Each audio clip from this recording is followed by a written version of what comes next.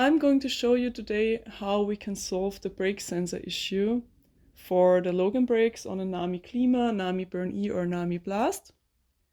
In this case, on my NAMI Klima, I have a brake sensor issue. I turned on the lights so you can see a little bit the brake light. If I pull the left brake lever, I have a reaction, I have the brake sign on my display and also the brake light at the back. If I pull the right lever, you can see there's nothing going on, no brake light behind on the rear and no brake light sign on the display. So what can we do about it? We can first check if the sensor is correctly mounted, if it's too far inside or if it's too far outside. And we can check the gap between the throttle and the brake lever. It is very likely that those two magnets inside the brake lever and the throttle will interrupt each other. So first check if the gap between sensor of the throttle and the brake lever is big enough to not interrupt each other. And secondly, we can check if this part here, this nut down here, is correctly mounted. It could be that it's too far inside. That would be the case if the sensor is still working, that the brake light will show up permanently. So there's in any case, if you pull it or not, it will show up the sign on the display. And in the other case, you can loosen it very much and just have it just a little bit inside here and it will not work.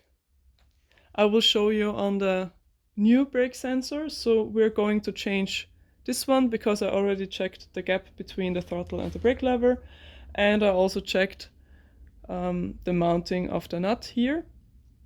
So what we are going to do is change the brake sensor. As many of you know, it's NAMI, so it's very maintenance friendly. What you need is a new brake sensor, an Allen wrench size 8, cable tie, and a side cutter tool. So we start here by taking off this cable tie. Make sure to not cut into the cable. Then we can cut it open. I already done that. You can cut the shrink tube open just to get to the sensor cable. So you can pull it out, but it's not that easy. The first time I tried it was very hard. Maybe you can take a heat gun and heat it up a little bit, just slightly, and you can just pull it side to side.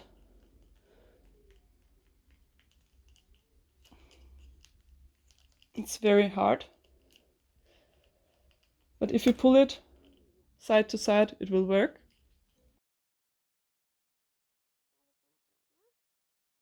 And here, down there, you need the Allen wrench to open up the sensor. So just screw it all the way out.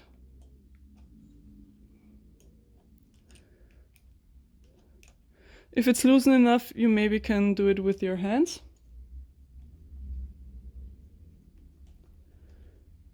Then you can take out the sensor. The nose of the brake sensor is not similar to other ones, so every brake sensor brand has its own size of this nose here. So now I'm going to take the new one. It is exactly the same measurements and same nose size. The nut is already on it. And now you can put it inside. The nose is looking up. You can pull it in. You screw it in just a little bit. And then you connect the cable, waterproof connector.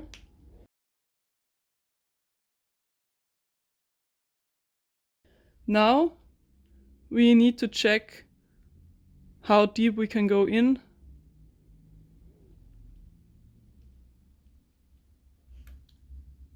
So in this case, this is pretty good. It just shows a sign when we are braking and pulling the brake lever. And if we put it too far inside, I will show you. I'm not touching the lever. Now it's too far inside, and I'm not touching the other brake lever. You see the brake sign, the brake light.